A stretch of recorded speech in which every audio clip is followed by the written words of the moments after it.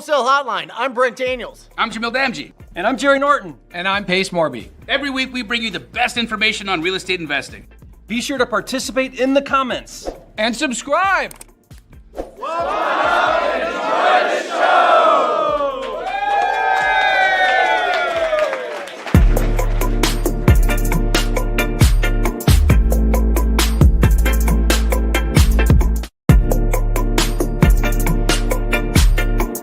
So thank you so much for calling Wholesale Hotline.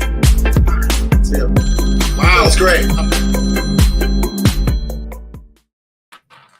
5 years. Wow. This is the 5-year anniversary of Wholesale Hotline. Who came up with it? So the format, yes, Mr. Morby was doing Sunday service, and I watched him do it, and I was like, "That's so dope, dude." And so I talked to Pace, and I was like, "I'd love to do something that was wholesale related. Will you do it with me?" And he's like, "Of course, I'll do it with you." So we start Wholesale Hotline. Mm-hmm. I come up with a name. Yep.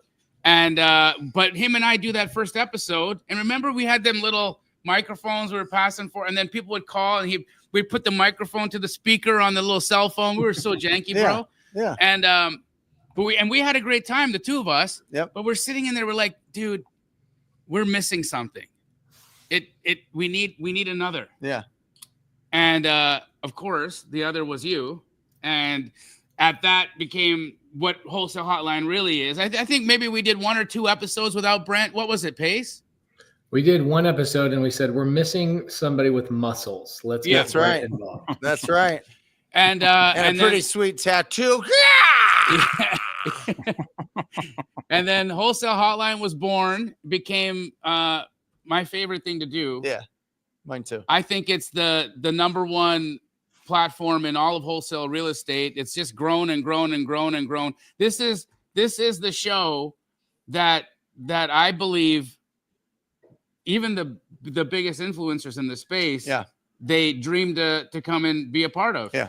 And every week after week, we've had incredible newcomers coming in. We've had consistent day one people that have been with us. Mm-hmm. And then it wasn't a year. Last year we got, I think, our 4th and our most complete version of this. Oh yeah. Of this beautiful group. And we got the wonderful Jerry Norton with us. And I couldn't be more grateful for this friendship and for what we've been able to do in this time. I'm so blessed to have you guys as my friends. I could cry. Yeah. I really could. Love you. I love you too, man. I love you guys. You guys are incredible. You've changed my life. And I just get to watch and learn and grow and listen to the genius that comes out of all of you. And I'm not that smart, but I sure feel the one thing that I can say that's smart, I have you guys as friends. Yeah. I love it. Yeah. I'd like to, with your guys' permission, I'd love to like run all these episodes through AI. Get like all of the nitty gritty, really put it together, boil it down, edit it down to a really cool book. Oh my God. Let's do it. I mean, we've had so many incredible interviews from the top of the top of the top. I mean, from people that are a billionaire or on their way on down. You know what I mean? I mean, like when I say on the way, like, 750 million, 900 million, probably going to be there at that billion here in the next 5-10 years, all the way down to people doing their first deal. It's so cool, dude. I'd love to put that together. That'd be great. That'd be really cool. I was asking the boys, everybody in the audience, I was asking the boys right before we went live. I said, have you guys accomplished more in the last 5 years than you ever thought was even possible and that you were even capable of? And the answer was an emphatic yes across the board. I think people underestimate what they can do in 5 years, and they definitely overestimate what they should have done in a month, and they just don't play the consistency game. And I look at all 5 years and what my 4 of us on the screen, 3 friends, have accomplished. I mean, Jerry Norton has moved multiple times. He just got a dream property in Knoxville, Tennessee, 40 acres. Like, this is a forever property. That's like, it's just so cool. You guys are going to have the Norton cemetery at that property. Oh, 100%. I want to be buried here. It's that kind of place. Yeah. Bury me there, dude. Like that's the kind of place it is. I was texting Jerry. Actually, I think it was this morning or yesterday. I was planning out my whole year, and I said, "Hey, when are you going to be at the Joe Homebuyer event next week?" We're chatting, and then he says, "When are you going to come out to Knoxville?" I go, "Dude, like let's do like a fun event out there in Knoxville on the 40 acres." He's got a freaking pavilion, guys. Like, let's go light this thing up. You know what I'm saying? Like, what are you guys thinking about doing? When are you guys going to want to do an event? Are you guys going to do that at the Joe Homebuyer thing, or what's your plan? No. Here, I'll tell you here's what I'm thinking. Case has a great idea. Okay, I've got a great idea. Okay, so here's what's fun about the 4 people on this screen. We actually all do deals. Okay. Yeah. When I go to the office, Jamil and I share an office together, and I have to walk through 80 feet of his army of people that are cranking out deals, and Jamil's not involved in any of those other than the fact that he built an actual company that relies 0% on him. It's pretty impressive. You guys are definitely learning from one of the most scaled wholesalers on the planet. Brent Daniels gets some of the biggest, juiciest deals on the planet. They're about the size of his biceps. And I get to look at those deals, which is awesome. Jerry, I get tagged in like half of the stuff that people are talking about. Like, I feel like you are like one of the godfathers of wholesale. You are a Swiss Army knife of just about every strategy on the planet. One of the best of the best of the best. But what's fun about being able to be in the business with friends that are in the business is you can do fun things. So a couple of weeks ago, I was doing this challenge to help new people get their first deal. And Jamil and I asked Jamil, I said, "Hey, will you help me by competing against me? I'm going to put 10 newbies on your team, 10 newbies on my team, and 10 newbies on Ingrid Hernandez's team. And we're going to all be in the office for 4 days together, 3 o'clock in the afternoon till 6 p.m., 4 days in a row. So 12 hours total." And we would go around, do roundtable, calling appointments that our newbies set for us. And it was so freaking fun. I am like, why can't I do this literally every freaking day? It was such a blast. And so a couple of things that we did. I think total we made the newbies for a 12-hour time frame that we were available. The newbies set about 40 appointments. So out of 40 calls, we ended up getting 3 Subto deals. We got 2 Gator deals, and we got a fix and flip that we're going to make $82,000 on. We're starting construction on it actually tomorrow. Like, that's how fast it went. Like, that was Monday last week. We've already closed on a property, and we're starting construction today or tomorrow. Any headway on that owner finance deal on that multifamily? I don't know. I've been bogged down in appointments. I'm sure Jay is working on it. And found a 15-unit owner finance multifamily in Branson, Missouri, just like that. It was crazy, dude. Nice. The amount of action that happened in those 4 days was off the charts. So people were just reaching out to random property owners? No, Pace had the whole thing. Yeah. We were reaching out to long days on market real estate agents, and the newbies that were on our teams, all they have to do is set an appointment with an agent for us to talk to. And where the value for a newbie is that they're providing to us is they're posturing us, right? They make us look a little bit more important than just the person that's calling the agent. So it's like, "Hey, our company is buying real estate. Would love to see if you'd be willing to have a conversation with the owner of the company about this listing or maybe other opportunities you have." And of course, they get some no's from agents, like, "No, I'm good." They get some of that. But the overwhelming majority of the agents are like, "Absolutely. My house has been on the market for 90 days. I'm desperate to sell this house." So the newbies, that's all they have to do. They set an appointment with an agent. They're not overcoming objection. They're not talking price. They're not submitting offer. They're not doing any of that stuff because that scares the daylights out of a lot of newbies. So we just made it really simple that they set an appointment for us. And then we schedule all the times, and we go round robin around the table, and we make calls every 15 minutes. The calls last about 6 minutes. And then we do a 9-minute breakdown. Ingrid gives feedback, Jamil gives feedback. I say, "This is the reason I did what I did.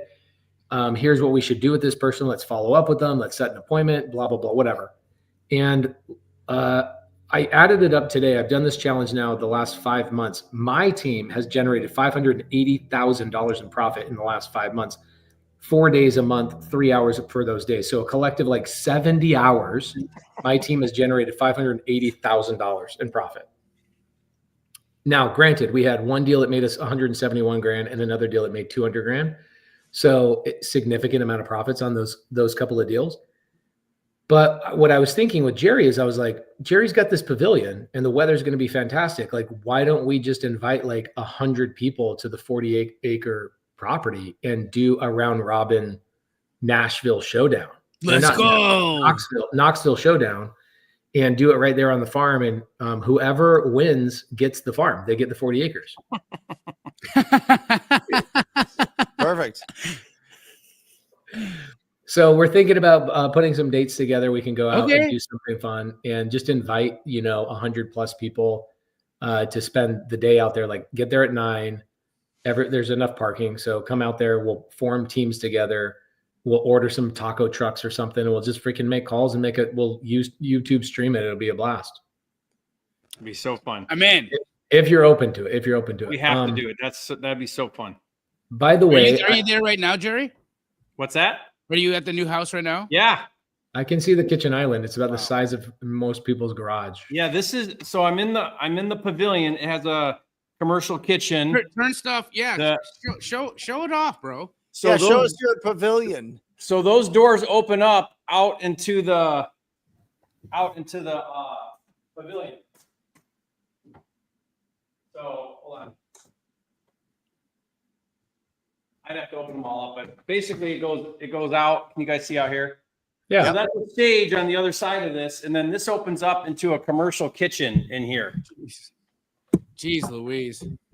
What a beautiful, beautiful home you have there, Jerry. You guys, and I look at the life, real estate, your consistency, your incredible wife and your family have been able to build together. Like, this is so dope.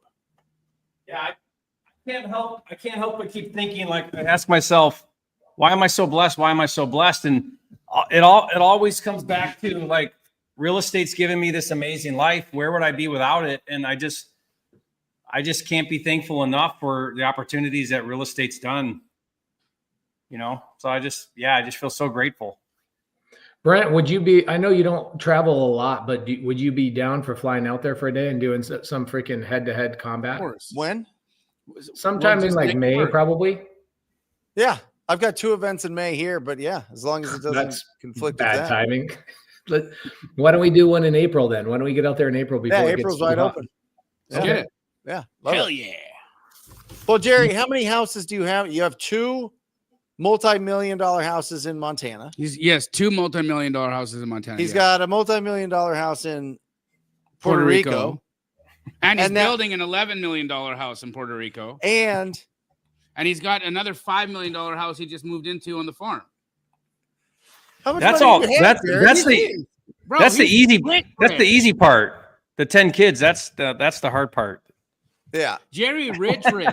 I'm telling you, when Pace and I had, I'll never forget. We were sitting there at Kabuki in Tempe. Yeah.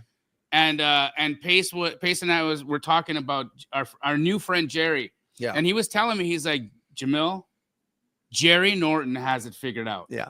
He has it figured out. This guy has lifestyle. If it doesn't match him, his family, his values, the time that he wants to spend with his wife and his kids, he ain't doing it. Nope. And the guy's still crushing over $1 million a month. Mm-hmm. He lives like a king. And if he wants to go stay in a forest for 30 days and not be available, he'll do that. Yeah. Because it doesn't matter. Right. And he's like, that's what we got to do, Jamil. We got to learn from this guy. He has it figured out. And you know what? From that day and to this day, I've had the opportunity and the blessing to get closer and closer to Jerry. Mm-hmm. And he does, man. Yeah. He has it figured out. It's incredible. What a role model. Well, thank you guys. You guys are the best. I feel, before I met you guys, I kind of was like a hermit. I never came out. I was just doing my thing. And you guys have really brought me out and showed me a whole nother world that I wasn't exposed to. And so, like, getting to be part of your guys' communities and getting to know people. I mean, that would have never been possible. I can't imagine my life without you guys in it. So thank you. Well, I remember meeting you at the Go Giver Mastermind that we used to do at Dave and Buster's on like a random Tuesday or Thursday or whatever. And then I was like, who's this Jerry Norton guy? And then I look him up on YouTube, and he's got this YouTube video that has hundreds of thousands of views of him living with 6 kids in a mobile home RV. In an RV. Yeah. And he's just showing where everything goes and all that. I mean, this is what, 12 years ago or something? Yeah. Right? Guys, he lived in a mobile home with 6 kids. Did you have an actual house at the time? No, we were full time in the RV for like a year. So you didn't have all these multi-million-dollar places in Montana. We sold everything. RV. Everything we owned was in the RV, and we pulled a Suburban behind the RV. What year was that? 2013. 2013. Wow, dude, that was 12 years ago. Crazy. Yeah, I met you guys in 2018, I think. Yep. Absolutely incredible. So, I mean, what do you think was the big, Jerry, what takes you from living? I mean, obviously you probably had some money put away. Well, he was rich then too. In the RV? At the time, I was just a backyard flipper in Detroit, so I was doing 80, 100 projects a year, What was your income at the time? You're still making $5-6 million a year at that point. Yeah, I was doing good, but I wasn't having fun. I was working really hard. I was sort of the bottleneck to the business, and I kind of felt pretty capped. And when we went in the RV that year in the RV, I hardly worked like the whole year. And that's when I went virtual. And I was still in Detroit, but I just wasn't there anymore. And I realized that I was in the way, and I made more money that year than any year previously. And I was in the RV away, like I left. Yeah. And it sort of forced me to figure out a lot of things that I hadn't figured out. And I never went back, and we never, then we started moving a lot at that point. Like every few years we'd move. So what was your income level in 2012? We did the RV. Yeah. I mean, I was making a couple million a year, I'd say. Yeah. Flipping houses. Flipping houses. Yeah. I was wholesaling and flipping. I was doing both. Anything luxury at that point, or just little? No, it was all singles and doubles. First time buyer. Yeah. It was all under 400, 500,000, everything. Yeah. It was just volume. I was just a volume guy at the time. Well, I mean, if you can live with your family in an RV, you can live with your family in a giant mansion. Yeah. You know what I mean? Yeah. It might be, but if you start with the mansion and go to the RV, it might be an interesting experiment. Yeah. You know what I mean? This is funny. Our first RV trip we did was 30 days just to test the waters and see if we could do it. And it was a disaster. The RV was too small. Amory got pregnant, and she would throw up out the window, and her barf would be all along the side of the RV. And we stopped at a gas station. I'd squeegee it off with the squeegee at the gas station. As like 50 grand's just getting wired into his account from his efforts. Amazing. So somebody was running your company while you're driving around for a month? Yeah, it took me about 2 years to plan the trip, but I had to get people in place to make the decisions and run the projects and stuff. Yeah. Awesome. But I was worried. I mean, the whole time I thought, I don't know if this is going to work. The whole thing might fall apart, but let's go. It's good. He inspired me to go on the road for 7 months. That was the reason why we got on the road. I was texting him. That was 5 years ago. And I said, I'm getting on the road. And he was kind of coaching me through it and telling me what to do, what to watch out for, all that kind of stuff. And that's why we fell in love with just getting on the road. I mean, I was also lucky COVID came, and I was like, oh my gosh, there's no better time than like right now to get on the road. And then I ended up becoming his neighbor in Montana. Gosh dang. Yeah. So much has happened. What a good life. By the way, guys, I didn't tell you this, but I invited a bunch of people backstage today because I thought, hey, what better way to commemorate and like celebrate our 5-year anniversary than bring some people up to ask some questions. So we've got like 12 people in the backstage. Awesome. Guys, if you want to come in the backstage and ask some questions, I'm going to put the link in the side chat. It's a StreamYard link. It takes a couple of steps to get into the backstage, but we've got some people. By the way, I will not call on you if you do not have your camera on. And we're going to go to Kevin Arietta and his wife. What up, Kevin? What's up? Would you consider that a mullet or what would you consider that? Are you asking her or him? Well, either way, we like it. Kevin, what's your wife's name? Maryville. Hi, I'm Maryville. Hi, Maryville. I wish I bought a deal in Maryville today, actually. That's one of the best places to buy a deal in Arizona. So. It sure is. Maryville and Kevin, what do you got for us today? What kind of question? What do you got? How can we help you today? Your mic really sucks. You guys got to change your mic settings or something. It like cuts out for some reason, or maybe you're covering with your arm. Better. Let me kind of. Yeah, I can hear you. I can hear you that way. Okay. Okay, so the second you start talking, it mutes itself. I don't know what's going on. Okay. Is this on a phone or what? It's a laptop. Dude, your audio sucks. There's something going on weird there. Check your audio settings real fast. And I'll bring you back on here. Lemuel. Okay, bro. Tell me you are a Mormon without telling me you're Mormon. Not Mormon. I'm Christian. Okay, I'm Puerto Rican. Lemuel, do you know how Mormon that name Lemuel is? No, I know that it's in the Bible though. Are you sure that your mom and dad didn't name you after some Mormon? Well, if they did, they didn't tell me. So okay. Lemuel, what do you got for us today, brother? How can we help you? You got Jerry Norton, Jamil Damji, and Brent Daniels all here to help you out.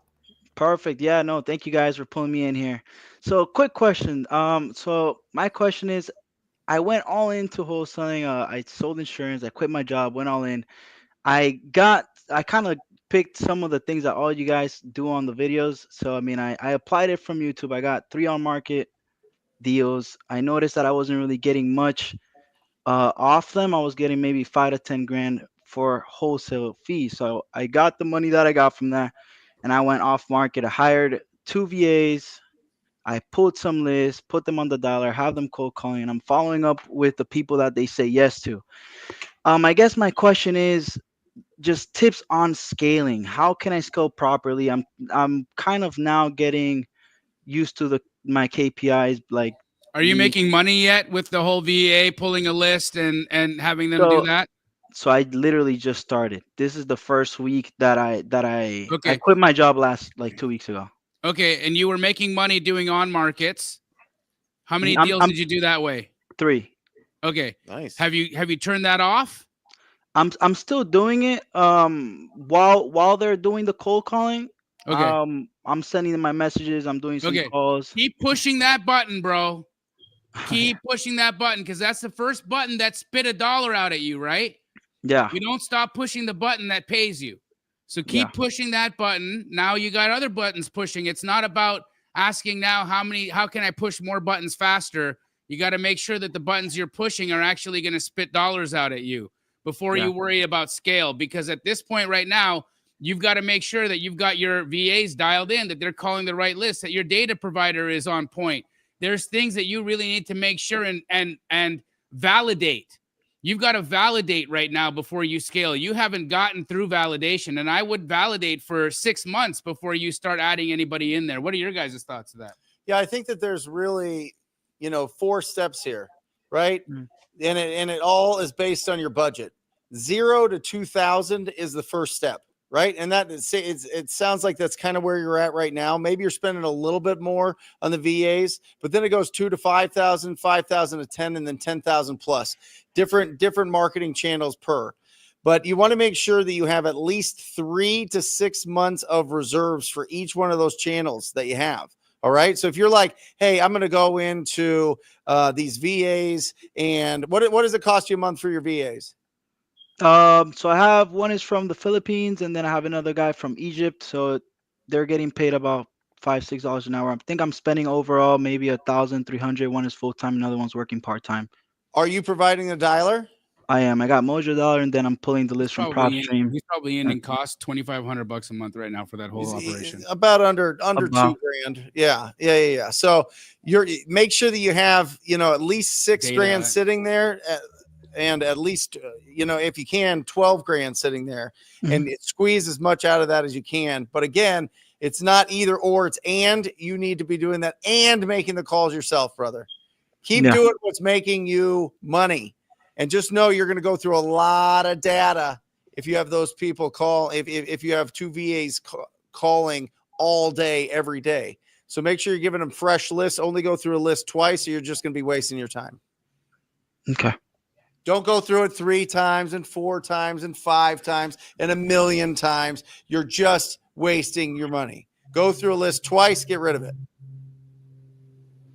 Jerry, you have anything to add to that, brother? Yeah, I would add to that. The perfect wholesale business self-funds its own growth, right? So in other words, you generate revenue, you take that revenue and you reinvest as much of it as you can back into the business. The more of it you can put back into the business, obviously the faster you can grow. And where do you spend the money? I like to look at 3 different things. Education, maybe mentoring, coaching a community. That might be a good spot to reinvest. Definitely in tools. So making sure that you've got really good resources around you, and marketing, right? Marketing tools, coaching. Those are ways that you can skip to the front of the line, or you can cut out a lot of the mistakes. Not all of them. You still have to make your own mistakes, fall on your face, get back up, fall on your face, get back up. You can't skip that. That's the school of hard knocks.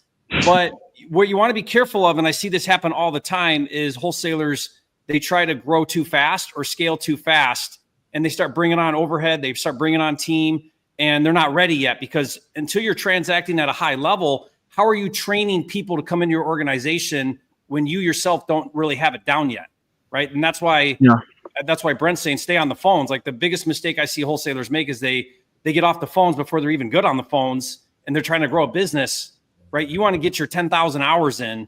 So build the team, build the business, have that vision, have that mindset. That's amazing. But be careful not to shoot yourself in the foot while you're climbing up the growth ladder, right? So be strategic, think it through. Wait till you're busting out of the seams in the basement or the garage before you go get an office. Like, don't make those mistakes. Don't make those bad choices. Go smart about everything. Okay, perfect. And then just to kind of recap it, I know there's other people waiting. So then you guys think I should continue on with the VAs doing the cold calls, and I continue doing on market and following up with the people that say yes? Is that a good way to? I would say yes, and here's why. You're early on, and so you need to be doing free and low cost marketing. Mm-hmm. Once you get to a place where you're now transacting at a high level, then graduate into the high intent, better marketing, which is going to get PPC, PPL, some of the maybe direct mail. Some of those channels are going to create inbound leads. Those are going to be a lot better because they're higher intent. You're going to have higher assignment fees, shorter cash conversion cycles, right? But those cost more. So everything's a trade-off. Right now you're doing the free and low cost, which are great, but you want to move into, you want to transition through your marketing channels appropriately, developmentally. I want to throw something in. I want to throw a complete different piece of advice to you on top of it, like a cherry on top. Okay. Do exactly what these guys told you to do. But for me, if I could go back in my journey and do one thing different, it would have been to acquire assets way faster than, I wholesaled for 6 years, and I shouldn't have only wholesaled for 6 years. I should have been buying stuff. So for example, today I'm closing on a $2 million RV park that somebody else brought to me. And that somebody else did not have to fund the transaction. They don't have to manage the transaction. They don't have to, close on the transaction. I negotiated the final parts of the transaction. And the guy who, hi babe. The guy who brought the deal to me, his name's Brandon. Look right here. Say hi Jamil. Hi Jerry. Hi Brent. Hi Monday. Say I did skateboarding today. I miss you Monday. Say hi. Blow Jerry a kiss right here. Blow him a kiss. What a cutie. So the guy who brought that deal to me, he did all he did. It wasn't even contracted. He literally brought me a lead. So when Jerry says go collaborate with higher level people, he is so freaking right about that, dude. Like, the guy who brought me this lead, I finalized the negotiation. I go get the money. I close the deal. I manage the asset. I run the books. He learns. and he got 20% of the asset, he'll get a check every single month for $5,200 a month. Like, I should have been thinking that way faster, way sooner. So are you saying participate, he wholesale, but work with people like yourself who will let him remain in a deal so that he can start owning assets? Yes, I call it the wedge method. So you find people in, Jamil and I have something called Owners Club. You find people in Owners Club. They're all over the country. We have about 400 of them. They will let you bring leads to them, and they will help you close those bigger deals, apartment buildings, self-storage, whatever. They know what the hell they're doing. They know how to finance things. You bring them an opportunity, they'll let you wedge in on equity. And I look back. I got a great example, Pace. I have a student who does exactly what you're saying. What he does is he does luxury development lots. So he'll go and he'll structure a desirable lot, like $1 million plus lot, and he'll do it on seller finance. And then he'll go to the builder and he'll say, hey, I got this lot on terms. We got the money, the PML for the down payment or whatever. Here we have this. We want to JV with you on this project, but we don't want an assignment fee. We want to stay in the deal, and we'll bring you our lot as collateral that we have on seller financing. So now the builder's like, okay, great. I don't have to come up with $1 million cash. These guys have the lot already, and they just want some action on the back end, and they're willing to wait. So I don't have to come out of pocket with cash to pay the wholesaler. And so they're patient and they sit in the deal and they get equity in the deal at the end. So it's very similar to what you're saying. They bring the value in the form of the opportunity. They do the work to structure this favorably for the builder. And now the builder's able to do a deal where he didn't have to fund the lot. Same idea. Yeah. So I call it the wedge method. I've been training on it really heavily the last 6 months or so. I did it with a TTP student 5.5 years ago, where he brought me in a mobile home park, and he's like, the guy wants too much money. I go, give me the lead. I'll cut you in on the deal. The guy's name is Steve, and he owns 10% of an RV park that makes 20 grand a month. Cool. He didn't have to come up with any money. I actually paid him up front, and he got 10%. So I'm not saying do them at the same time. Here's the reality about wholesale. Wholesale is not a 10-hour-a-day business. It's not an 8-hour-a-day business. It's maybe a 4-hour-a-day business if you have good systems and processes. Your team, your VA should only be setting appointments for you during a certain time block. You shouldn't be just taking leads. Like when they're cold calling, these people aren't calling you. If these people were calling you and you were spending money on PPL or PPC, you pick up that phone whenever that phone freaking rings. That's a very different type of lead. The lead you currently have right now is you're doing outbound, and your team is calling them before you call them back. So what you should be doing is having your VAs set appointments or set a time frame that makes sense for you. So half your day, you don't do any wholesaling. None, zero, zilch. Have you ever tried to make a fire in the woods and you put way too much fire on the fire right in the very beginning and it just won't light? Welcome to wholesaling in the very beginning. I see so many brand new wholesalers just won't do the small things consistently. And what they do is they smother the fire. What more could I do? I'm like, bro, simplify to amplify. So what I would do is I would limit on your calendar how much time you're willing to put into your wholesale business every day. I'd say 4 hours max. And if you can't fit a solo operation in 4 hours a day, it means you're inefficient. That's it. You only do your follow-up. You only do your calls during those 4 hours. The rest of the time, you're either learning, you're networking, or you're doing another strategy. And if I were you, and if I could jump back into a time machine, I would have done the wedge method half the day, looking for big assets while I work in the afternoon, okay, like 3 to 7 on my wholesale business. That was the prime time for me in my wholesale business, was always 3 to 7, okay? It's not 8 o'clock, 9 o'clock, 11 o'clock in the morning. And when people are wholesalers full time, they're sitting there working and answering emails and tinkering around, and they're on YouTube in the morning, but they ain't doing shit in the morning in their actual business. So what I would tell you is use your morning time to learn how to go find self-storage, RV parks, mobile home parks, and bring them to people that are trained on the wedge method. People like, DM me and I'll give you a list of Owners Club members. Get one asset under your belt, and you will get very, very, very quickly. You'll go, wait, hold on a second. I could bring one big asset, not have to qualify for it, not have to manage it, not have to have the systems and processes to run it. But because I brought that opportunity, Jerry said the same thing. I get a check every freaking month. That's the size of a wholesale deal. What would you rather do? Chase wholesale deals every single minute, every single day, or start building half your day should be focused on that type of strategy, and the other half should be trying to make your solo operation run in less than 4 hours a day? I would be really hard pressed to find a wholesaler that actually, when you take all their time and their energy, is spending more than 4 hours a day on their business. It's almost impossible.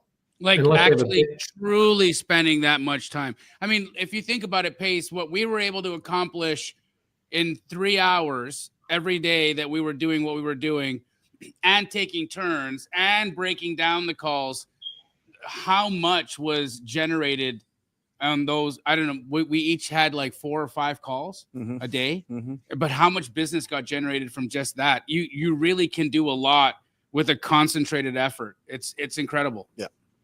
You got Ingrid Hernandez in the side chat saying, hey, I'm in Owners Club. I have 2 big buyers looking for multifamily stuff. So Land Contract Mike says that wedge method just finally hit home for me. Guys, wholesaling will stay in your life forever. When you're in real estate, it is the greatest business. But don't smother your wholesale business thinking you need to be going full-time into wholesale. I see a lot of people quit their job. Guys, you can be a successful wholesaler with 45 minutes to an hour a day of doing this business, truly.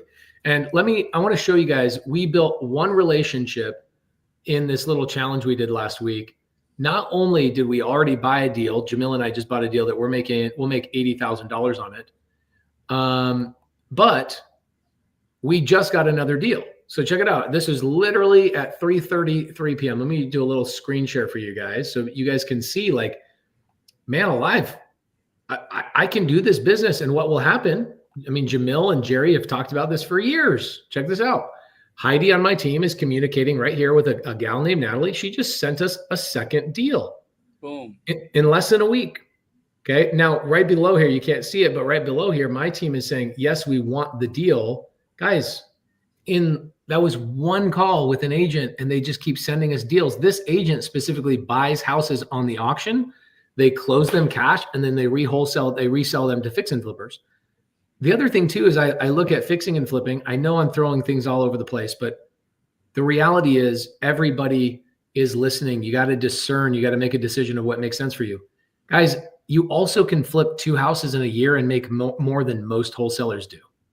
Like, truly. If you do two fix and flips, you make $50,000 each. It's a part-time side hustle. You partner with somebody that knows what they're doing. You bring the deals to them. Most wholesalers make about $100,000 a year, maybe $80,000 to $120,000. There's the top 20% that are making $300,000 to $500,000 a year, or even more. The top 1% are making a couple million. But you look at this and you're like, well, do I really want to run a big full-fledged wholesale business with 12 people on my team? You got to make a decision of what makes sense for you. And that's a tough thing.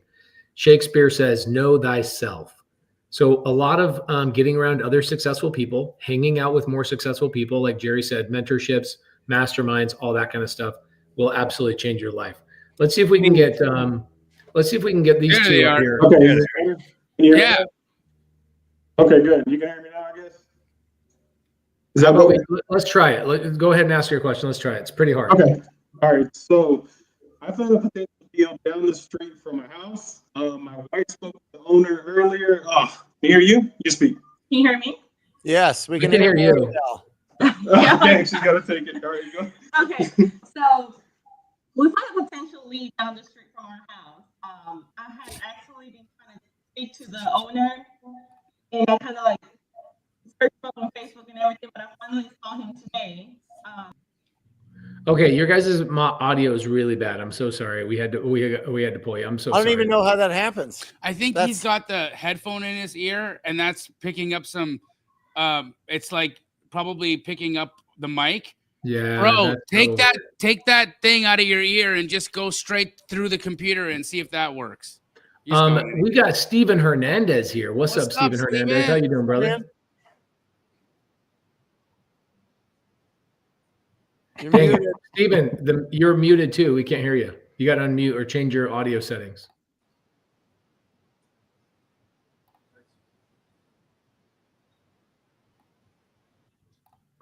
Yeah. All right, let's go to Victor Lamont. Victor, what up? What's up, Hi, dog? what's going on with y'all? How y'all doing today? Dude, Victor, he freaking got He's got the it in. audio on point. On Look, y'all, point. these headphones. On These are the point. best headphones that- ever. I that- tell everybody about them. That's That so good. What do you do-rag got is for us, on Victor? point too, dog. That thing Oh, is you that like thing is it? legit. Yo, stop. All right. Look, first of all, thanks for bringing me on. I might be the newest person to be introduced into wholesaling on this whole panel. So my neighbor Jamil gave me your book to start off with, right? So I'm reading that right now, and I guess I guess I just don't have a sound understanding, right? So I'm gonna give you a little bit of background about me. I'm a college student right now. I work at a restaurant only one day a week. That's on Saturday. What city do you live in? I live in Philly. I'm from Philly. Okay, love it. Jamil and I were just in Philly. Too bad we missed you, but okay, keep going. By the way, what kind of food do you serve? Just American cuisine. I work with a chain, not a chain, but I guess a conglomerate now. She owns 5 restaurants. I work at whichever one she needs me to work at that day. That's how it goes. Okay, cool. All right, cool. So I'm a college student. I don't have a lot of income. It's only what I make there and what I do for my church, what they pay me for, right?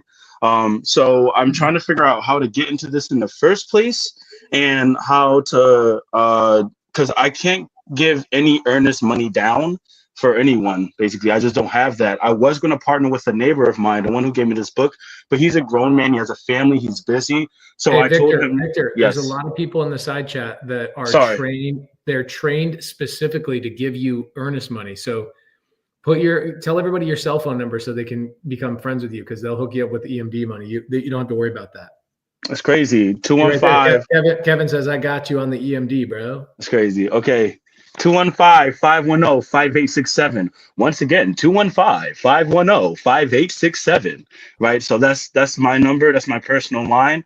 Reach out to me. If you can, I'll be very grateful. And I'm still learning. So I just want everybody to understand I am still learning.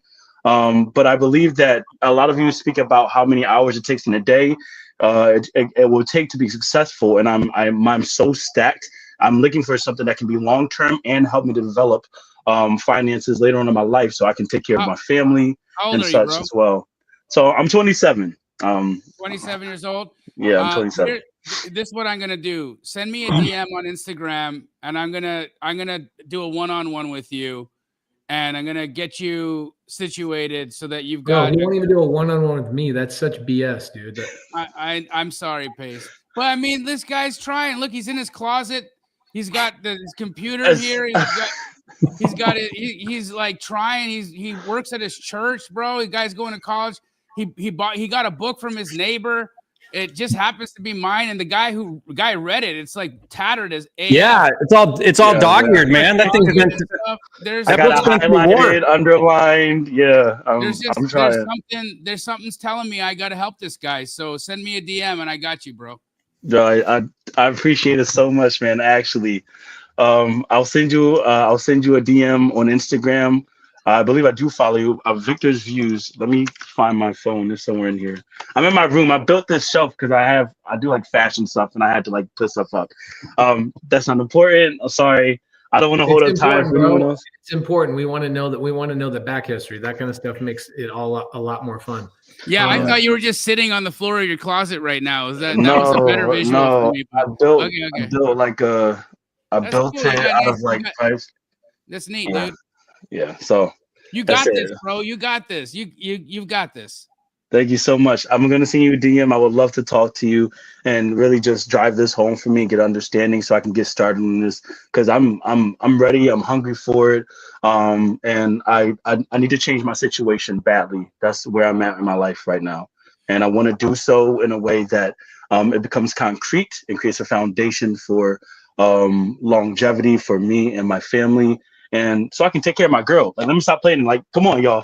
Like, you know how it is. So, and we have a beautiful family piece. I saw it was really Jerry's nice to got see. 10, bro. He knows how it is. I'm telling you. Yeah, I text him for tips like all the time. That's what we call OD, Jerry. Okay, that's a lot. Yeah, Pace texted me the other day asking for advice on 15-passenger vans, and I gave him like an entire I wish he was joking, and he's not. I literally, the one person you reach out to when you're buying a 15-passenger van is that guy right there. That's ridiculous. So what, Hey, Victor, what did you come up with, Pacer? Is it a Sprinter? Is that the move? we are buying a Sprinter, even though I just had a Transit and I love the Transit. I just got a really decked out one for a great price on seller finance. And so it's the biggest Mercedes Sprinter with like all the options. And we're going to beat the crap out of it up in Montana. It's going to be great. Does it have the AC? Does it have the AC on the roof?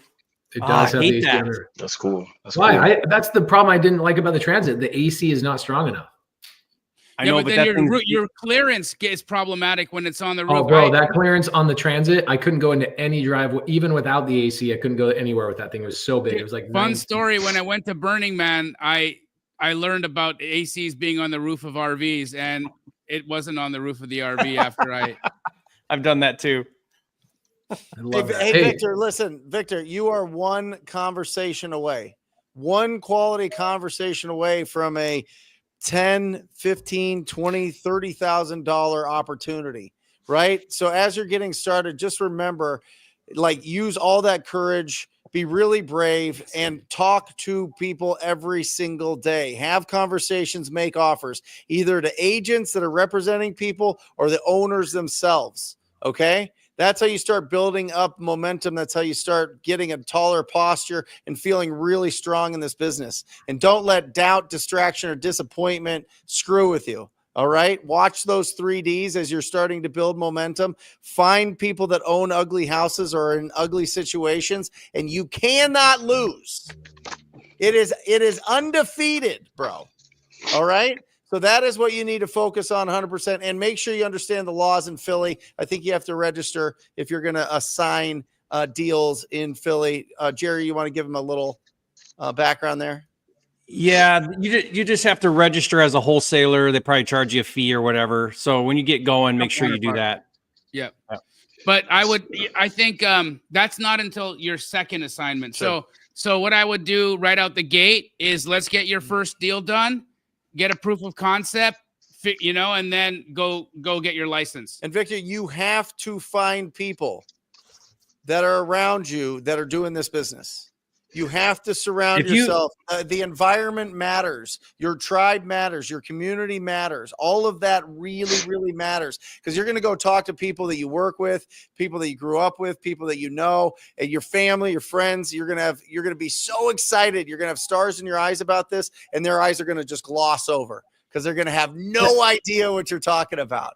So find people in the side chat. Victor, send me a DM as well. I want to connect you with 2 of my students in Philly that are killing it, and they'll put you to work. You can follow up on their leads. You can go on appointment with them. They'll let you shadow them and learn from them, and they're awesome. Okay. And they're right in Philly. I've got Thank you so much. Same here. Same invitation here if you want it. Victor, check this out. So this weekend, Jamil and I helped these 2 people get their first deals. Okay. Mm-hmm. So same day I went to this house. Both of these houses were flipping. This one we're making 80 grand on. This one we're making 100 grand on. And both of these people got their first deals that same day, which was Saturday. That was literally 2 days ago. This training right here, this little link, I'm gonna copy this link, and I'm gonna put this link in the side chat for everybody to watch. Victor, I want you to watch that training. It's a training actually Jamil and I built on our whiteboard in our office. This little training right here, I just put it in the side chat. Go watch it before you do the one-on-one with Jamil, so you're a little bit more prepared. Okay. Thank you, Pace. Okay.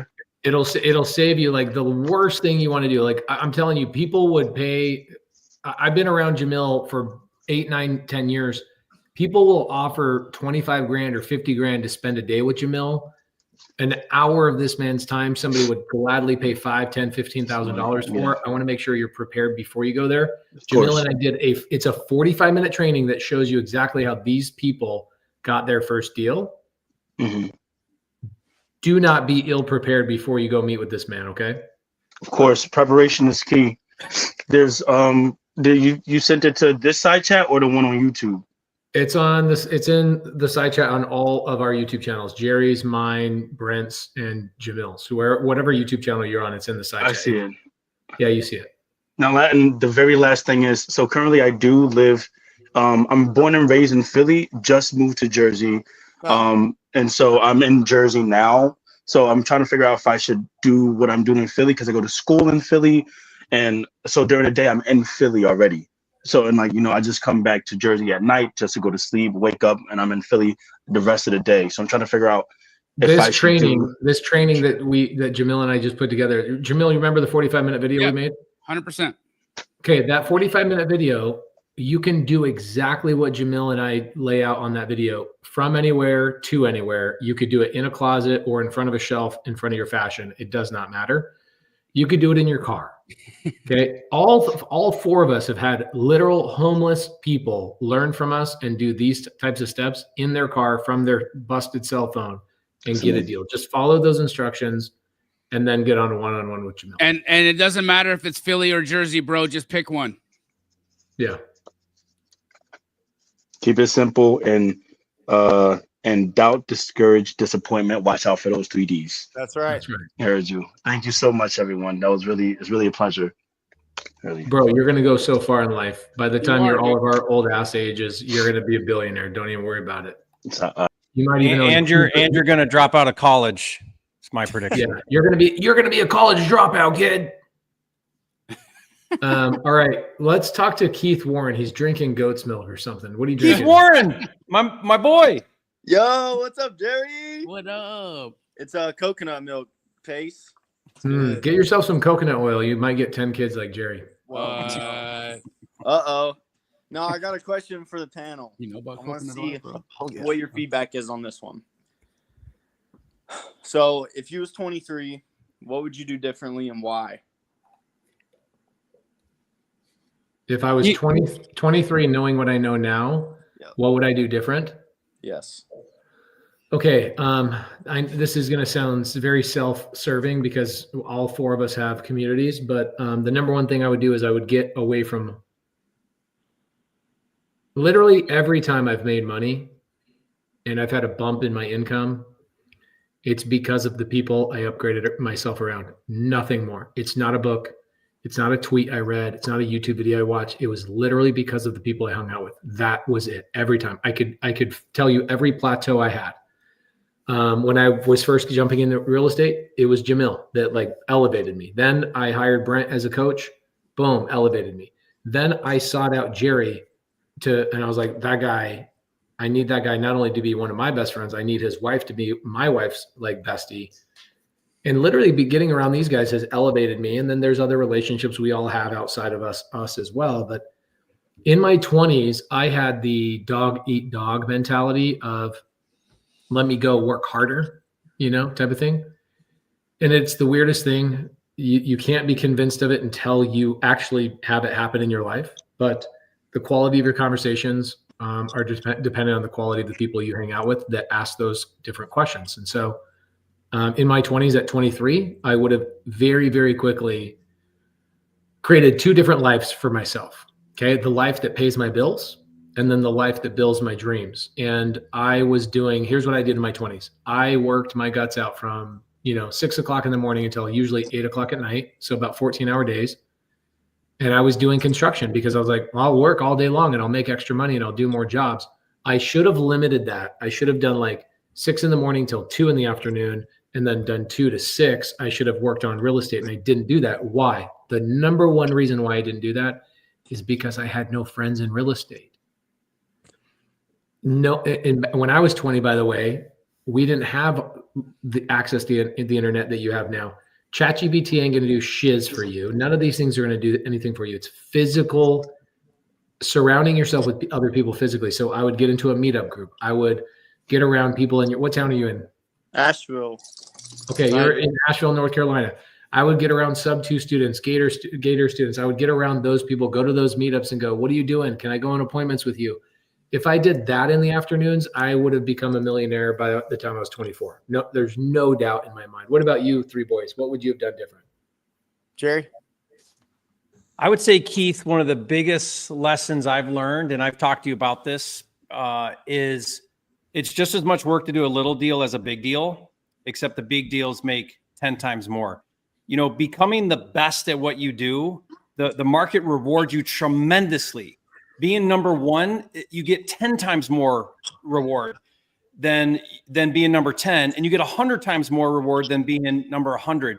Like, become the master and the very best at what you're doing in your local market.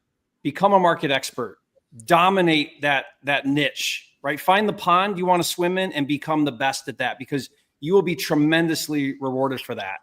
Being average, you get average results, and it's a lot of work to get average. It's not that much more to become really, really good at something.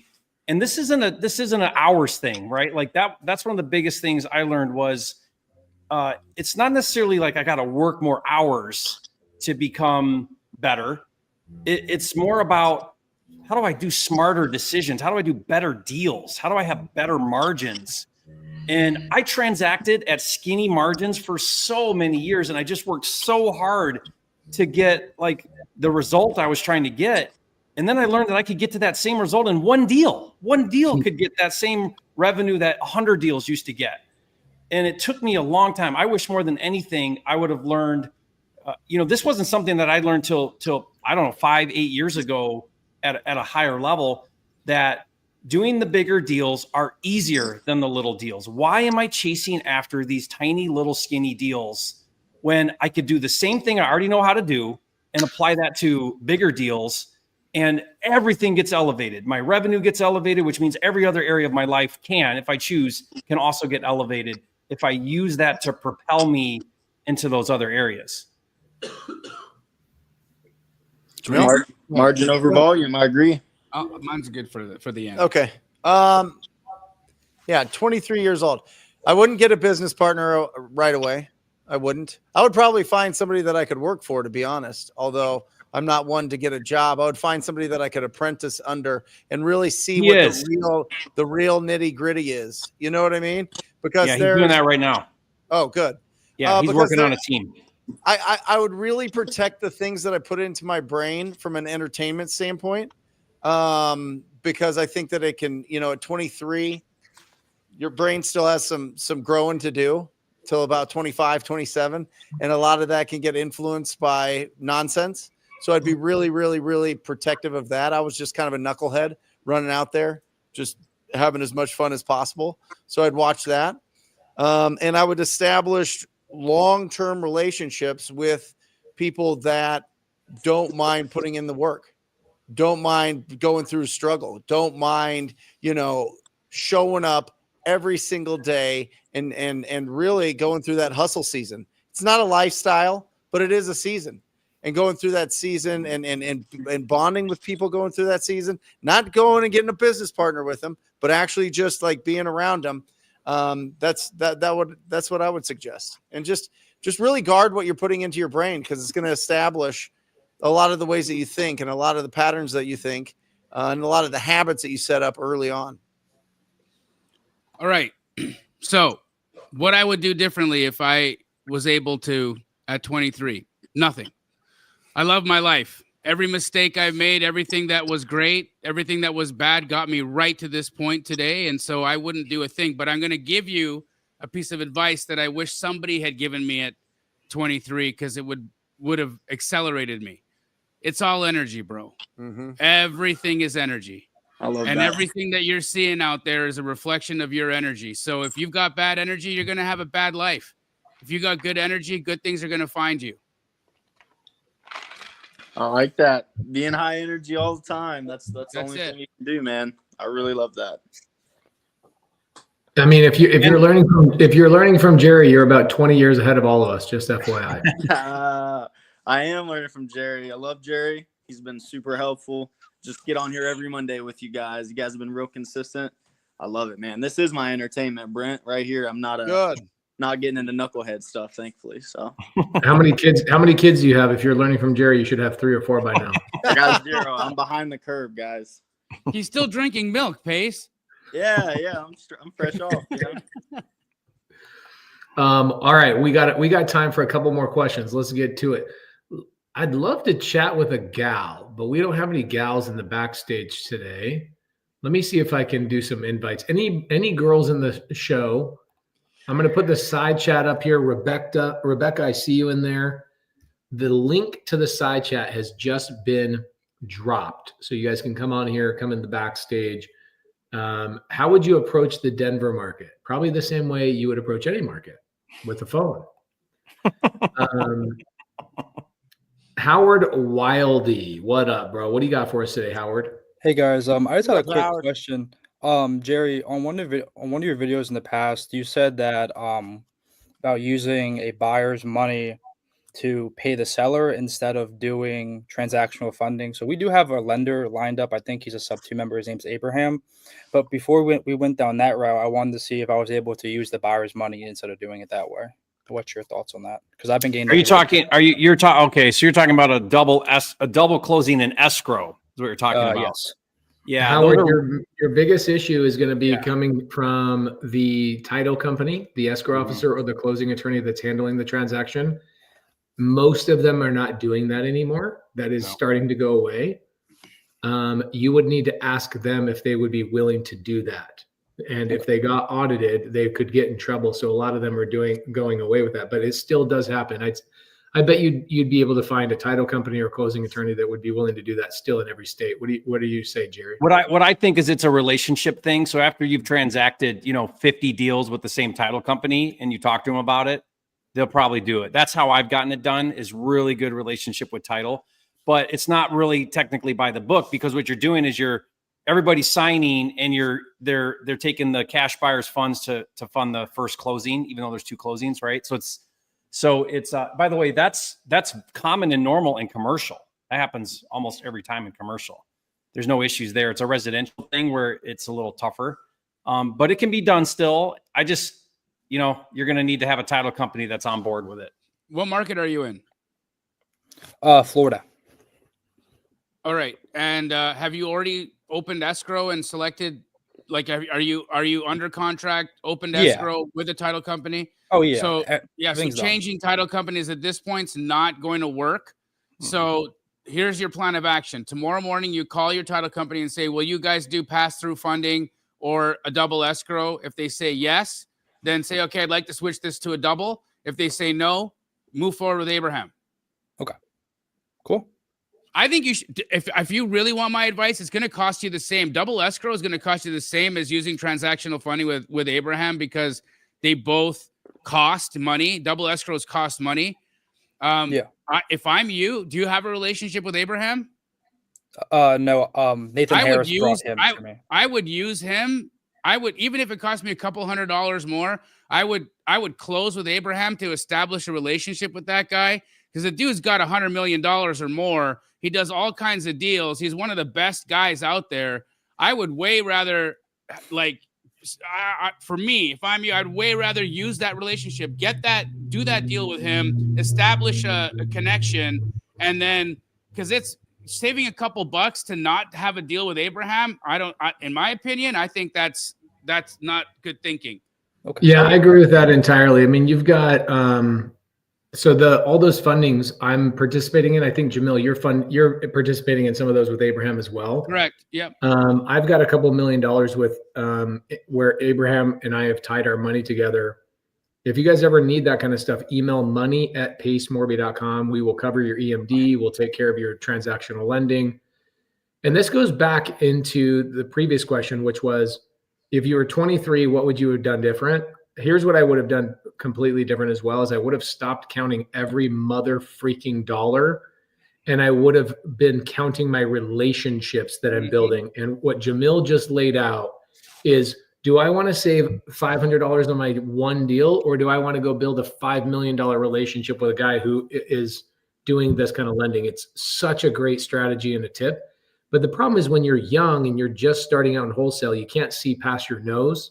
And so you don't really realize this stuff until much later. But you guys asked for the advice. That is the true advice. And here's why. I mean, think about it. You're going to run into a situation where the seller needs to close in 5 days or something like that. And imagine if you have a relationship with Abraham where you can call him and say, hey, I got this deal that needs funded in 5 days. And he's like, I got you. You've invested in me. I'm invested in you. And that's how relationships work. And money, especially, like, you want to be able to have money resources where you can pick up the phone. Any one of us here, the four of us, I can pick up the phone with whatever deal size I've got, and I know somebody to call that can fund that deal for me because I've invested in those relationships with money. And if you don't have them, you got to build those. You got to make those relationships. Okay, LaToya. Yes, sir. How you doing? We finally got a girl on here. All these knucklehead dudes don't know what they're talking about. Show us you know a thing or two about real estate. What do you got for us? I'm gonna have to be honest with you, man. I'm one of those people that's been following you for years and just finally started taking action. Hey, that's cool. You've been going through stuff, mindset stuff, whatever, personal things, whatever. We're glad you're here today. Any questions? What can we help you with today? I have been having my eye on a conglomerate of properties. It's I think it's 16 units. There's like 2 or 6 units that are 2-bedroom and 9 that are. Okay. Have you talked to the seller or the agent yet? I have not, but it's been on the market for a long time, like over a year. It's okay. Cool. It's overpriced. It's not an opportunity. And so you need to move your eyes to something else. Call the agent, talk to him. But anything that's been sitting on the market for a year, that tells you you've got a crazy seller who doesn't understand that they need to maneuver on price because they're overpriced right now. Okay. And so like anything over 6 months, honestly, anything over like 100 days that's sitting on the market without a price reduction or not being sold or canceled, that tells you that you've got a lunatic. And that a year on the market, this guy hasn't made an adjustment in price. That's not an opportunity. Okay. And so what I would do if I'm you is I would go look for opportunities. Go look for opportunities. Opportunities are where price and convenience are, or where these sellers have traded price for convenience. That's what you want to do. This isn't a deal. That's just my opinion. I don't know. What do you guys think? I think you should call the agent now. Just call him up right now. Let me call him. Give me the phone number. I'll call him right now. Okay. Let me. Or give Jerry the address, and Jerry will pull it up on PropWire. We'll call him. Well, I want LaToya to make a call. Is this you said this was multifamily? What'd you say it was? It is multifamily units. And where'd you see this at? I found it on Zillow. Okay. Okay, so LaToya, can I teach you and everybody else on here a very valuable lesson? Yes. If you guys find yourself scrolling through Zillow, just looking at properties, that is called mental masturbation. You are tricking yourself into believing you're doing something, and you're not. The best thing to do is pick up the phone and call them. Look at Brent Daniels' t-shirt. It says TTP, okay? Talk to people. Okay. You got it. You got it, Toya. Delete every spreadsheet you have on your computer. Get rid of every stupid software that comps and underwrites things. Yep. Get rid of it. And freaking pick up the phone and build a relationship all day long. The number one thing you need to comp a property is somebody like Jamil or an Astro student. You don't need that to pick up the phone right out of the gate. No. Okay. You need to pick up the phone. And here's what's going to happen. Every assumption you make about this property will change the second this agent opens up their mouth. Everything will change. So it's kind of like, LaToya, have you ever made cookies before? Yeah. Okay. Would you make cookies ever in your life without baking soda, butter, or sugar? That's a funny story. That's real funny that you say that, because my grandmother had me make chocolate chip cookies one time. And, everybody knows old school Black grandmothers that there's no a fourth cup of this, it's a pinch of this, a dab of that. And that's how you do it. So that's how she gave me the recipe. I love it. She left out the baking soda. So I ended up with chocolate chip biscuits. And she laughed and she cried. And I never cooked chocolate chip cookies again. So chocolate chip biscuits. Well, basically what you're doing right now is not picking up the phone and talking to the agent is exactly what you did right there with the cookies. You're missing the most important ingredient, and in my opinion, really the only ingredient you need is a 3-minute conversation with that agent. I'd love to talk to him, but we got 20 more minutes to see if I can get a hold of him. It says the listing provided is Kevin Foster, Okay. What? Give Jerry the address. He'll pull it up. He knows how to do things. He's done calls before. It doesn't have an address. It just says Cambridge Meadows Drive. Doesn't give us. What's his phone number? 816. Okay. 835. Hold on. I'm going to call him up. What's the number again? 816-835-1791. Okay. And this is in what city? Belton, Missouri. Missouri? Mm-hmm. You said Belton? Yes. Belton, Missouri, Pace. Okay. The show me state. Okay, cool. And his name's what? Kevin. Cool.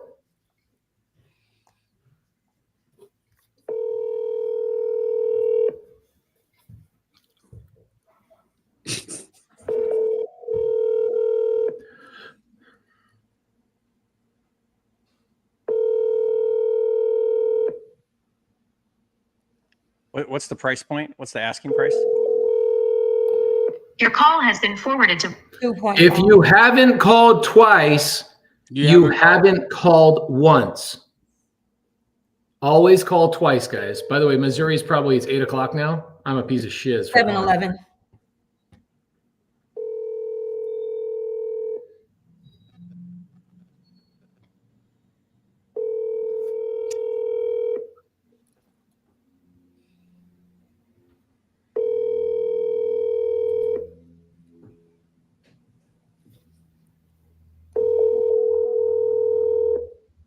Your call has been forwarded to Okay, so I'll call twice. And by the way, just the style I have for anybody that's paying attention, I prefer to know nothing about the property. I don't want the address. I don't want the price. I want nothing. My personality is don't get your text base. I just texted it to you.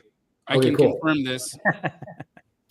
I want nothing because what I've learned from Jamil and I've learned from Jerry, I've really taken it to and like mixed my own little baking soda on it.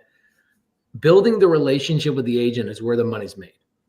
It's interesting that where we go call agents on these long days on market, the last 15 deals that we've done, one of them was actually the house we called about. The other 14 were not.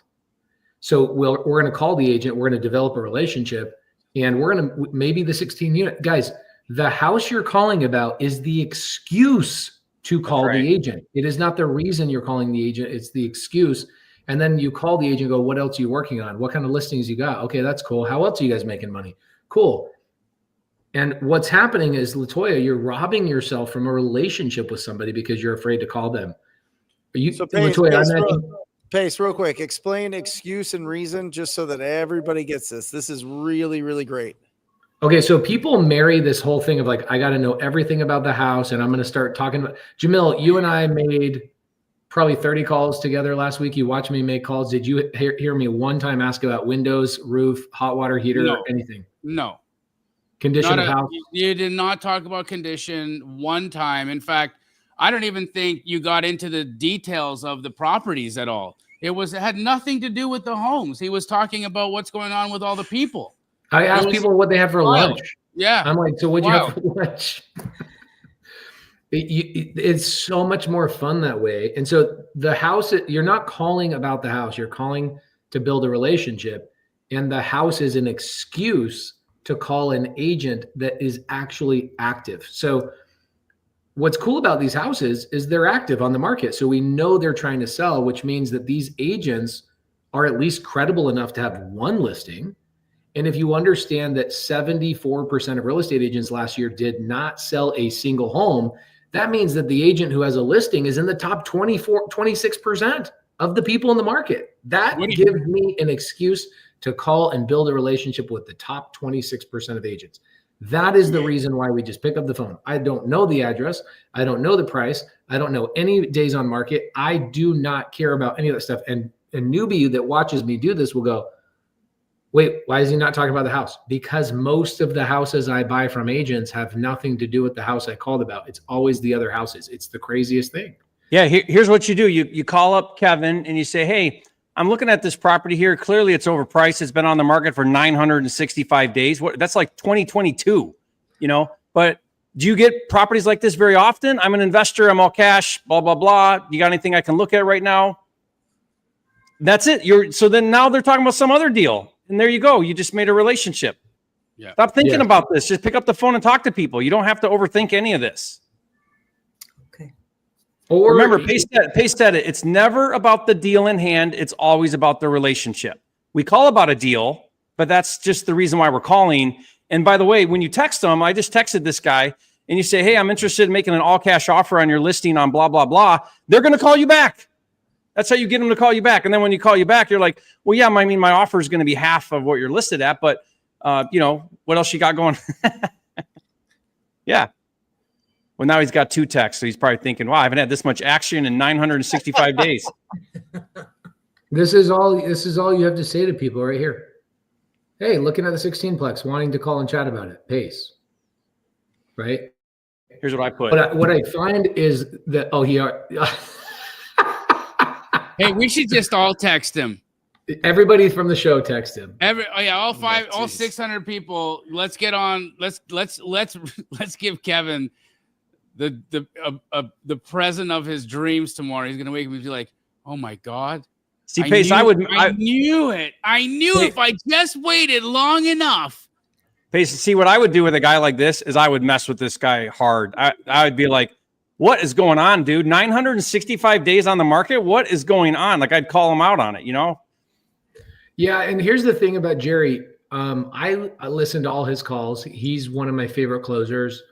Brent's one of my favorite closers in the industry. Jerry's, Jamil is too. Ingrid, we got to go toe to toe with Ingrid. Like Ingrid goes toe to toe with me with closing. She's so good. And here's the cool thing. Nobody does the same thing on the phone because everybody has a different style. If all 4 of us asked a girl on a date, we're going to take that girl to a different restaurant. All 4 of us are going to take her to a different restaurant. So it's the same. I know it's a weird analogy, but just to let you know, we all just let our own personality out. Y'all take her out. I'd cook for her. Okay, cool. That's cool too. See what I'm saying? Like you got to put your own thing on there. Ooh, look at that, bro. Kyle Kargas, he's freaking awesome too. I want to go toe to toe to him. He's a good closer. So everybody, herb smoker says, I'm usually an underthinker. I love that. Good. So, Latoya, here's the thing. You got to make, if you're doing on market, long days on market calls, and you've got somebody that's experienced sitting next to you while you're making these calls, you will not be able to make 30 calls and not get a deal. I want you to write that down. Okay. This is why Jamil and I have been doing this fun challenge every month. It's called the No One Left Behind Challenge. And we've been putting new people on our team where all they do is set appointments for us and we close the deals. We closed 5 or 6 contracts that week, and collectively we made 90 calls, maybe between me, Ingrid, and Jamil. So over 1 contract every 30 calls that we make. Now, what's cool about it is you get a pillar in your business, which is an agent relationship. Jamil has a lot of these pillars in his relationships. I'd say one of them, strongest one would be Monique Walker, would be a pillar in his relationship that just keeps performing over and over and over and holds his entire business up. It's like a big old, pillar. We got multiple pillars that last week. Okay. Yep. So this business is so fun, but you got to get out of your. How about we do this? You're in Belton, Missouri, right? Yes. Write this down. 416 Sagebrush Lane. This is a house. 416 Sagebrush, one word, Sagebrush Lane. It's listed for $119, 35 days on the market. Great investment opportunity. It's a hoarder. There's garbage all over in the front picture. Like Scott Swaggart. You call this guy up and you say, hey, I saw your listing. It says it's an investment opportunity. And you do this call. Promise us right now that you'll call this agent tomorrow or whenever, and you'll do this call. I will. Okay. That's right there in Belton. That's an easier one. It's a house. It's not a multifamily weird thing. It's a house. Jerry. So call them up and say. Yeah. So you call them up and you say, I saw this listing. I see that it's been out for about 35 days on the market. I'm interested in making an all cash offer. Can you tell me what's going on? What's going on with the property? Ask about what's going on with the property.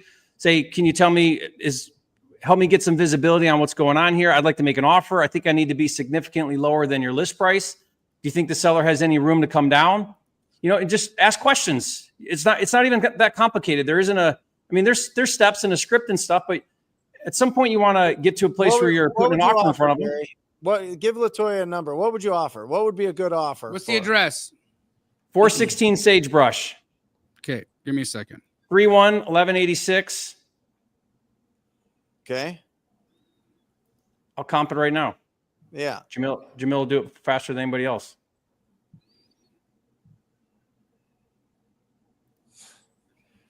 Oh, it's non-disclosure. Yep. Oh, shoot. Yeah. Chocolate cookies. Chocolate biscuits. Chocolate biscuits. Chocolate chip biscuits. That's okay. Let's still get there. Oh, that's so good. We'll still get 550 people hanging out with us on our 5-year anniversary. So dope. All right. So By the way, you see how all of us are like, we're talking about the deal? 175 is ARV. This is what you need to be around. You need to be around people in Missouri. Find the Subto community in Missouri where they're doing meetups, right? So and get around them. This is all we do in the communities. We just make calls together and we lock up deals. Offer 80. In Kansas City. 175 is ARV. You're in Kansas City, you said, Latoya?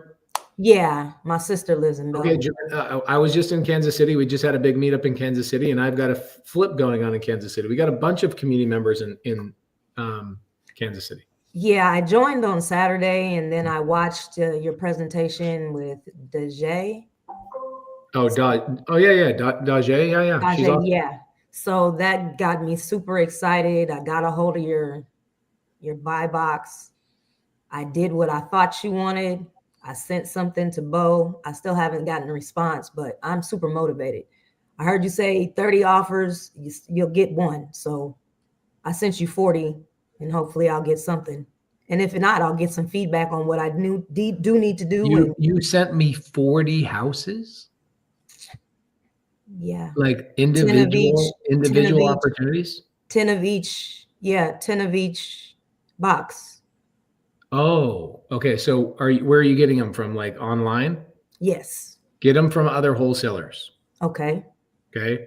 Don't pull them from Zillow. Don't pull them from Crexy. Go pull them from other wholesalers inside the community. Like, go build a relationship with Kelly Humbarger right now. Like, the first person you should go connect with is Kelly Humbarger. She's in the Subto community. Go connect with her. Kelly. Okay. Why not on the market, Pace? How do you spell it? Okay, so what she's talking about right now is what we call bird dogging. Okay, so I have a lot of students that will just bring me a wholesaler's deal, and I'll pay them $5,000 or $10,000 to bring me that deal. Right? Astro Flipping, bird dog. Astro Flipping is when you have a lot of buyers, a lot of deals, and you're playing in the middle of all of them. Bird dogging for me is just like you find one person, me, and you just find deals for just that one person until you start getting deals. So I told everybody, hey, if you copy and paste addresses to me, my team will say yes to usually 1 out of 30 is the average. And what Latoya is doing is she's literally just going online and like taking Zillow addresses and stuff like that. I need houses that are under contract. So go to Keegley.com, go to investorlift.com, Latoya, you did not watch the full training. No, I didn't watch the full training. I just watched. Okay, I'm going to give you the full training in the side chat right now. I'll give you the training in the side chat. Please, my friend, go watch the full training. It tells you where to get the houses. Okay. Because if you're just sending me on market properties, like they're on Zillow or they're on the MLS, my team will not even look at them. That's probably why you haven't gotten a response, honey, because they're like, oh, she didn't actually watch the training. She just started, and then that wastes their time, right? I was overzealous. Yes. Yeah. No, I love that. But literally, like Kelly Humbarger just got paid, Dajay just got paid. They never had to pick up a phone call, not one time. And so that's a great way to get started, is just bird dogging or astro flipping. So I would go on that training. Jamil, I literally just did this training on how to bring deals to me in my buy box, exactly where to get them. Go watch them. It's 45 minutes long. Latoya, on that deal that Jerry gave you, $80K. Offer $80K. 80K in there. I want you to offer 60K. Okay. All right. Go bananas. Go crazy with this. See what's going on there. And then really pull out, really see does this agent list these properties often? Do they work with investors? How can you be their best investor? Just be you. Just this whole thing that you're doing right now, just do that. Okay. You know what I mean? And then do that 10 more times, and then tomorrow do it all over again. Like, you got to do this. You can't get hung up on one thing. You got to just keep going. Have a 10-minute conversation, get another one, do it again, do it again, do it again. Gotcha. Okay, LaToya. I am not able to click on any of these links. Why is that? Just copy and paste it, type it in. You don't need to click on it, just copy and paste it. Okay. Guys, it's massive in the side chat. Imperfect action every day. Massive imperfect action. LaToya, do it. The only thing I want you doing, I know these guys are telling you make a call, but you're already on a pathway. Now I realize you're on a different pathway than what you were originally calling about. You are on a pathway. Follow that the instructions. There's like 60 something ways to get a deal. If you talk to Jerry, me, Brent, and Jerry or Jamil long enough, we'll give you 85 different ways to get a deal. Focus on the one that you are already on right now, okay, which is the training I have in the side chat. Copy and paste it. We also posted it in the Subto Facebook group this morning, okay? We call it the cheat code, okay? There's 9 strategies. Bird dogging is one of them. Wedge method is another one. There's 9 trainings. Yeah, as soon as I get 5K, I'm going to the pacing. As soon as I get it. Okay, go and watch that training I just put in the side chat. Copy and paste it. Go watch it. It's completely free. It's unbelievably good.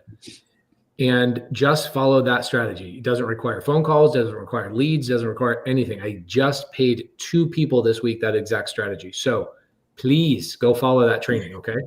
Will do. Okay, thank you for being on here, by the way, and showing all these men up, okay? You had the best question for the day. Look at that, Pace. You know? Paco Morby, I like Mocha that. gets it. He's going to name his son Paco Morby. Ooh, I like that. We're thinking about having another kid, and the name will be Jerry. That's 100% sure. Not Paco? Not Paco. How could we do an event? How could we do an event where we're in Knoxville, Tennessee, and like, how do we give those spots away to people? I know, Pace, you're probably going to club me over the head for saying this because you've sold so many dang tickets to Squad Up, but I feel like we should select the people who come to that event because Jerry's going to be speaking there. You're talking, I'm talking. It's a big thing. Maybe Brent's going to come out and hang out with us.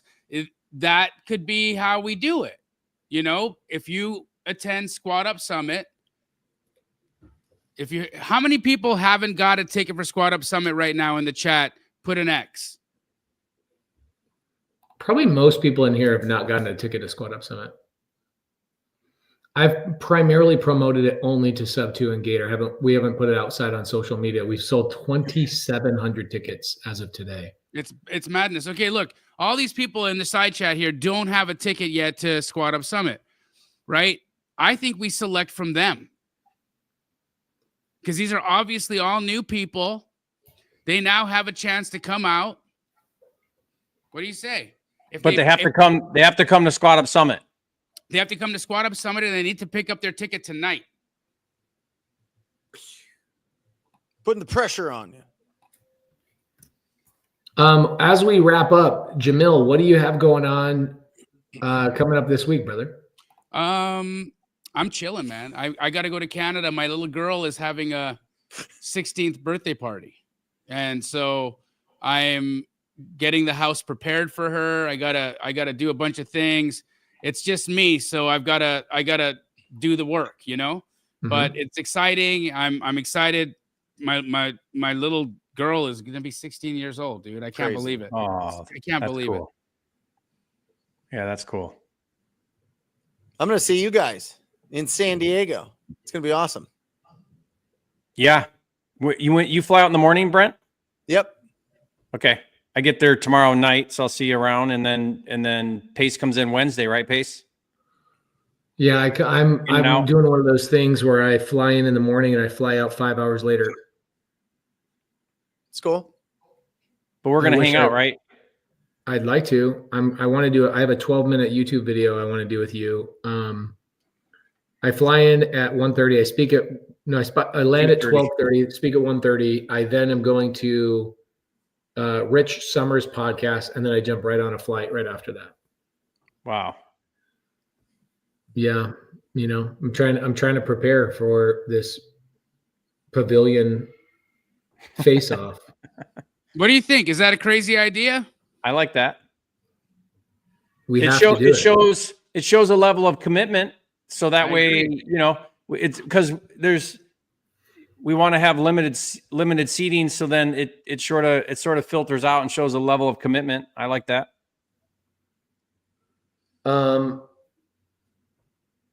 One thing we got to talk about is figuring out how all four of us can get out to the pavilion in Knoxville, Tennessee. If we could get Brent to fly out for a day, do you think we could do a one-day fun event where we just build teams and close deals and we compete against each other? 100%. What do we have to There's no chance he's gonna miss that. There's no chance. As long as we coordinate the day with him, he'll be there. Okay, love it. All right, Jerry, what do you have going on this week, brother? Just gonna be in San Diego till Friday this week, so taking Anne-Marie with me. You brought your wife? Yeah, Anne-Marie's coming with me, so we'll have a good time, and I got to do a couple workshops and do a presentation, so I'll be busy with that all week. Who's watching the kids? Gracie, Josh, and Nathan and Lael. All the bigs are going to be holding down the fort. I love it. Brent, you're going to be in San Diego too, so people are going to come out. Nobody can come out to this event. This is a private event. Yeah, it's a Joe Homebuyer franchise event. Okay, cool. Yeah. Well, 5-year anniversary, boys. Love you. I appreciate you. This was awesome show. High 5 years. High 5 years, baby. High 5 years. 23,400 minutes, 16 full days of Wholesale Hotline. That's guys, not counting the podcast. Love you guys. Love you guys. Love you guys. Peace. Have a good day. Later. Or just say squat up. So squat up and enjoy the show. Yeah. Yeah. Okay. 1, 2, 3. So squat up and enjoy the show. What are you doing? I didn't say nothing. Why? I don't know. Okay.